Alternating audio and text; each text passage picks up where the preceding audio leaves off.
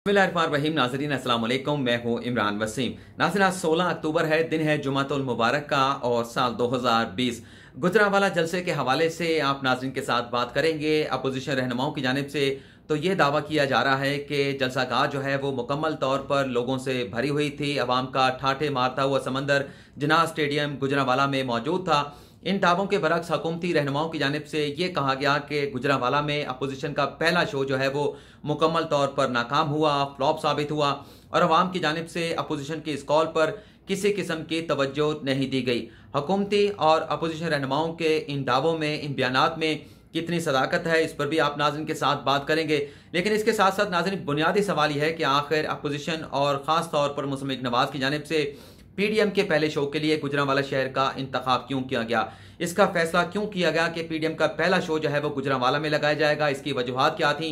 आखिर मुस्लिम लीग नवाज और पीडीएम को गुजरांवाला शहर में किस किस्म की खुफिया और गैबी मदद का यकीन था, जिसको देखते हुए यह फैसला किया गया कि पीडीएम का पहला शो जो है, पहला जलसा जो है वो गुजरांवाला में किया जाएगा। इस मौजू पर भी आप नाज़रीन के साथ बात करेंगे। लेकिन इससे पहले जलसागाह रवाना होने से पहले बिलावल भुट्टो जरदारी और मौलाना फजल रहमान की जानिब से जो मीडिया के साथ टॉक की गई है, जो गुफ्तगू की गई है, उसमें दो बुनियादी तब्दीलियां मैंने नोट की हैं जो आप नाज़रीन के साथ मैं डिस्कस करना चाहता हूं। सबसे पहले मौलाना फजल रहमान के हवाले से बात कर लेते हैं। मौलाना फजल रहमान पहले क्या कहते रहे? मौलाना फजल रहमान का पहले यह कहना था कि मेरा जो सॉफ्टवेयर है वो किसी तरह से तब्दील नहीं हो सकता सिवाय खुदा के। और मौलाना फजल रहमान ये कहते आए हैं कि मौजूदा हुकूमत को लाने वाले, मौजूदा हुकूमत को अवाम पर मुसल्लत करने वाले जो हैं पाकिस्तान की एस्टेब्लिशमेंट है, पाकिस्तान की फौज है। और ये मौक़िफ़ देते हुए मौलाना फजल रहमान का जो इशारा होता है वो रावलपिंडी की तरफ होता है, पाक फौज की तरफ होता है। लेकिन आज मीडिया के साथ जो गुफ्तगू की गई उसमें मौलाना फजल रहमान ने एक नई बात की है। आप नाज़रीन की ज़ुबान में और मेरी ज़ुबान में उसे सॉफ्टवेयर तब्दील होना भी कहते हैं, सॉफ्टवेयर अपडेट होना भी कहते हैं। आज मौलाना फजल रहमान की जानिब से ये कहा गया कि इस हुकूमत को लाने वाली जो है वो आलमी इस्टेब्लिशमेंट है, इस हुकूमत को लाने वाले जो है वो आलमी ताकतें हैं। मौलाना फजल रहमान ने अपने बयान में ये कहा कि मुल्क पाकिस्तान जो है वो इसलिए हासिल नहीं किया गया था कि यहाँ पर जो आलमी इस्टेब्लिशमेंट है, जो आलमी ताकतें हैं, उनके लाए हुए मोहरे जो है वो यहाँ पर हुकूमत करें, बल्कि ये मुल्क जो है वो आवाम के लिए हासिल किया गया था। ये बयान देते हुए मौलाना फजल रहमान की जानिब से ये तासुर देने की कोशिश की गई कि वो आलमी ताकतों के साथ किसी किस्म का समझौता नहीं करने वाले, आलमी ताकतों के लिए वो किसी किस्म की हमदर्दी नहीं रखते। लेकिन अगर नाजरीन माजी में झांका जाए तो 20 नवंबर 2007 को मौलाना फजल रहमान की अमरीकी सफ़ीर NW पैटरसन के साथ मुलाकात हुई। इस मुलाकात के हवाले से बहुत ज़्यादा इंकशाफात सामने आ चुके हैं, बहुत ज़्यादा खबरें सामने आ चुकी हैं, जिसमें यह बताया गया कि इस मुलाकात में मौलाना फजल रहमान ने अमरीकी सफ़ीर को पाकिस्तान का वज़ीर आज़म बनने की अपनी ख्वाहिश का इजहार भी किया। और मौलाना फजल रहमान की जानिब से ये कहा गया अमरीकी सफ़ीर को कि आप अपने जो अंडे हैं किसी एक टोकरी में ना रखें, बल्कि एक तो इसको आप मुख्तलिफ टोकरियों में रखें ताकि आपके अंडे जो हैं वो महफूज रहें।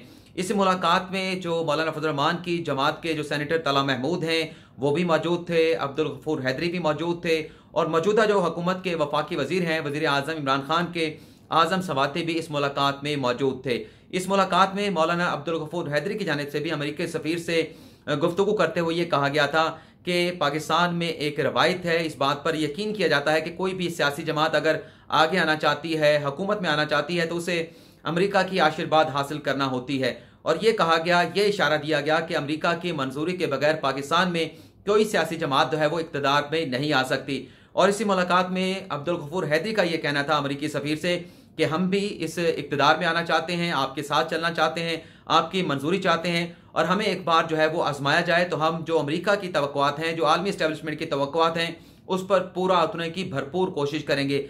इस तमाम मुलाकात की जो रुएदात थी 20 नवंबर 2007 को ये मुलाकात हुई। 28 नवंबर 2007 को अमरीकी सफ़ीर NW पैटरसन की जानिब से इस मुलाकात की मुकम्मल जो कहानी थी वो लिख कर जो है वो एक लेटर के जरिए अमेरिका में भिजवा दी गई थी।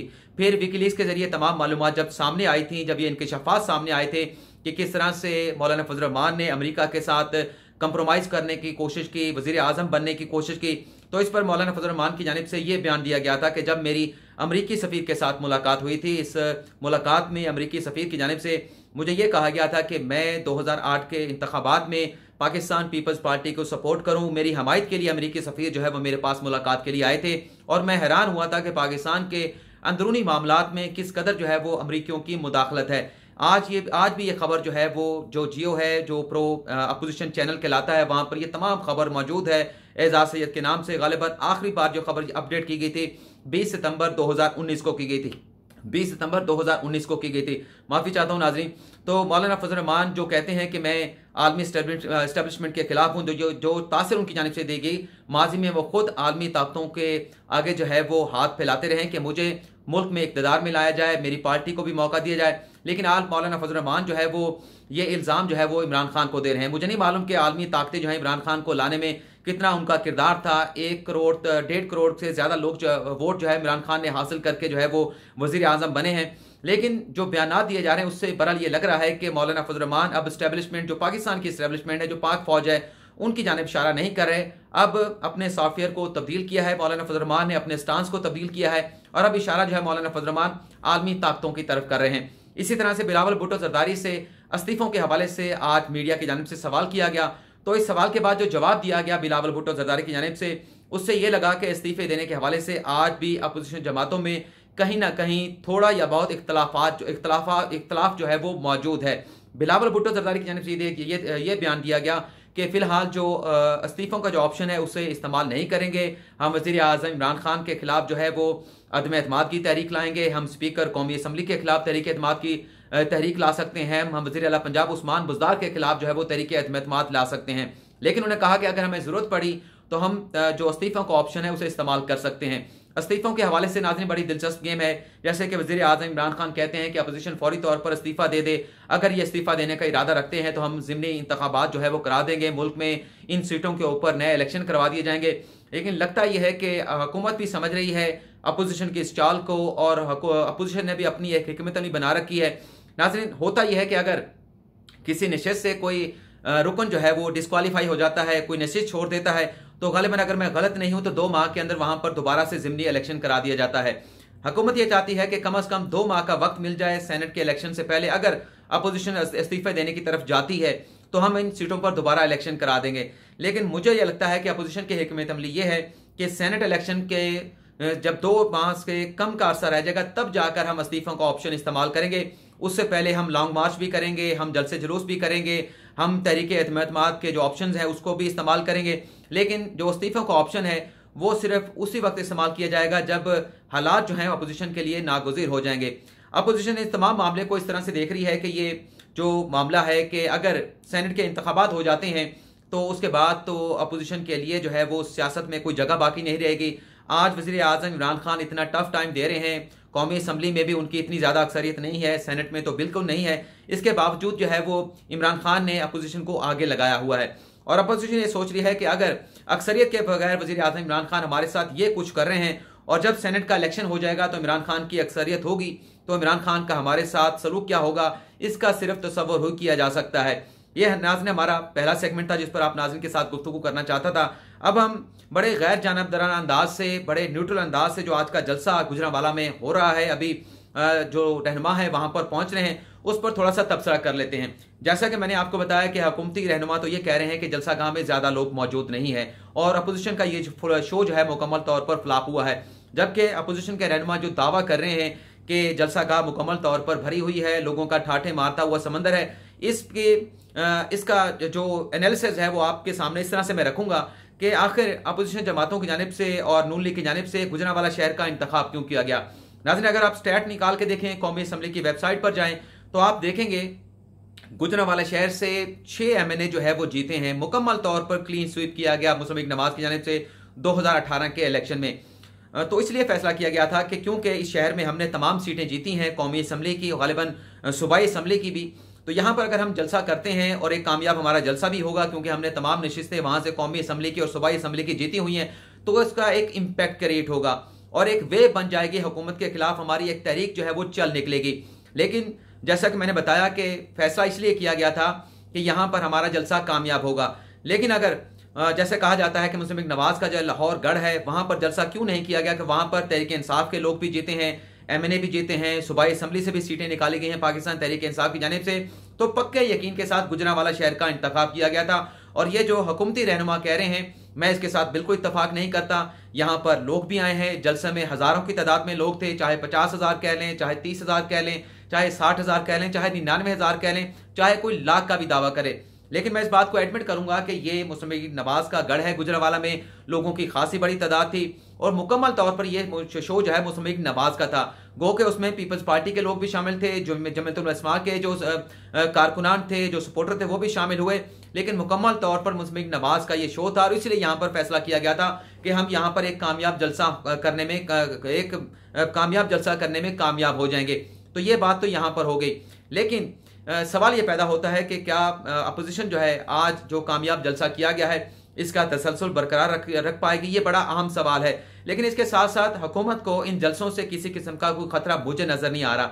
वो इस वजह से भी क्योंकि जलसे जुलूसों से अगर हुकूमतें गिराई जाती तो माजी में मुझे इसकी कोई मिसाल नहीं मिलती, अनलेस के कि अगर कोई मदाखलत किसी रियासती इदारे की जानिब से ना कर दी जाए। लेकिन जो हुकूमत अपोजिशन दावा कर रही है कि 31 दिसंबर से पहले, बल्कि 13 दिसंबर से पहले वजीर आज़म इमरान खान जो है अपने ओहदे से मुस्तफ़ी हो जाएंगे, ये हुकूमत अपने घर चली जाएगी, मुझे ऐसी कोई डेवलपमेंट होती नजर नहीं आ रही। लेकिन एक जो बड़ा दुश्मन है हुकूमत का, जो सबसे बड़ा दुश्मन है हुकूमत का, वो महंगाई है। पिछले 2 साल की अगर प्रोग्रेस हुकूमत की निकाल के देखी जाए तो हुकूमत ने बहुत सी कामयाबी भी हासिल की हैं और वो कामयाबी ऐसी हैं जिसका फायदा ज्यादातर जो है वो इशराफिया का हुआ है, बड़े लोगों का हुआ है और अवाम तक उन फैसलों के, उन कामयाबियों के जो समरात है वो नहीं पहुंच सके। अवाम के लिए मुश्किलात ये हैं कि जो गंदम है, जो चीनी है, जो आटा है, जो दालें हैं, जो चावल है, जो घी है, जो दूध है, उनकी कीमतों में रोज बरोज इजाफा हो रहा है और मजीद भी इजाफा सुनने में आ रहा है। और ये भी बातें सुनने में आ रही हैं कि गालिबन नवंबर दिसंबर में जो गंदम है उसकी कीमत में मजीद इजाफा हो जाएगा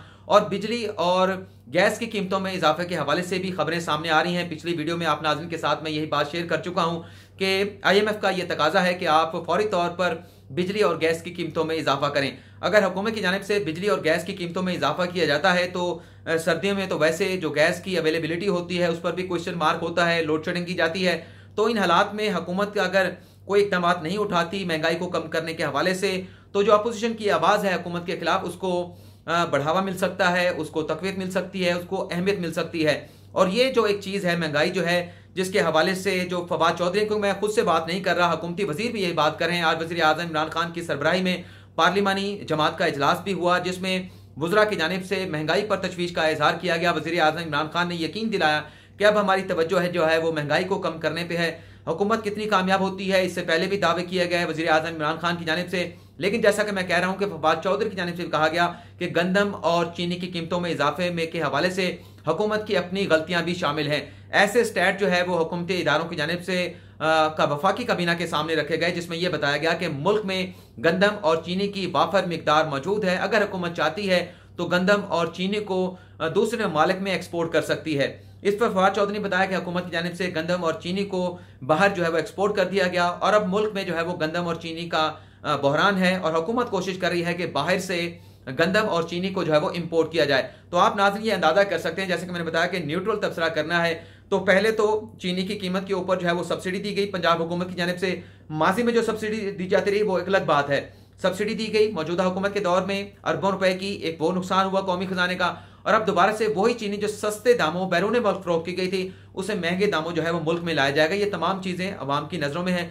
हुकूमत अगर चाहती है कि जो अपोजिशन का बयानिया है महंगाई के हवाले से हुकूमत के खिलाफ, उसको अगर शिकस्त देना चाहती है तो हुकूमत की पहली तरजीह ये होनी चाहिए कि महंगाई को कम किया जाए, अवाम के लिए जो गरीब लोग हैं उनके लिए सहूलत पैदा की जाए, खाने पीने की चीज़ें, अशिया खुर्दनोश की चीज़ें को कीमतों को कम किया जाए, उनको कंट्रोल किया जाए। फिलहाल तो जैसे बताया कि इन लोगों के लिए, गरीब लोगों के लिए मसाइल बढ़ रहे हैं और जो इंतजामी मशीनरी है हुकूमत की वो मुकम्मल तौर पर अशिया खुर्दनोश की कीमतों को कंट्रोल करने में नाकाम दिखाई देती है। लेकिन अगर हुकूमत को यहाँ पर आगे चलकर भी इसी किस्म की नाकामी का सामना करना पड़ा और कामयाबी हुकूमत ना हासिल कर पाई महंगाई के हवाले से, तो माजी में भी कुछ ऐसी हुकूमतों की मिसालें मौजूद हैं जिनमें अयूब खान की हुकूमत की मिसाल भी मौजूद है कि चीनी की कीमतों के ऊपर अयूब खान जो है वो इक़्तिदार खो बैठे थे। इसी तरह से साबिक वज़ीर आला पंजाब परवेज़ इलाही भी, उनके दौर में महंगाई कुछ ज़्यादा हुई थी, आटे का बहरान पैदा हुआ था, लोड शेडिंग हुई थी, तो उनके दौर में जितने भी तरक्याती मंसूबे किए गए थे, जितने भी डेवलपमेंट प्रोजेक्ट लॉन्च किए गए थे, अवाम ने वो सब के सब बुला दिए थे और 2008 के इलेक्शन में परवेज़ इलाही को अवाम की जानिब से रिजेक्ट कर दिया गया था। अवाम के जो गैज़ो गज़ब का सामना परवेज़ इलाही को करना पड़ा था। तो हुकूमत को अब तवज्जो जो देनी चाहिए इस मामले पर देनी चाहिए, महंगाई पर देनी चाहिए। हुकूमत अगर अपने इस दुश्मन की तरफ, अपने अकेले दुश्मन की तरफ तवज्जो नहीं देगी तो जो अपोजिशन का बयानिया है वो तकवीत पकड़ेगा और हुकूमत का मौक़िफ़ जो है वो कमज़ोर से कमज़ोर होता चला जाएगा। तो नाज़रीन, आज की वीडियो में इतना ही।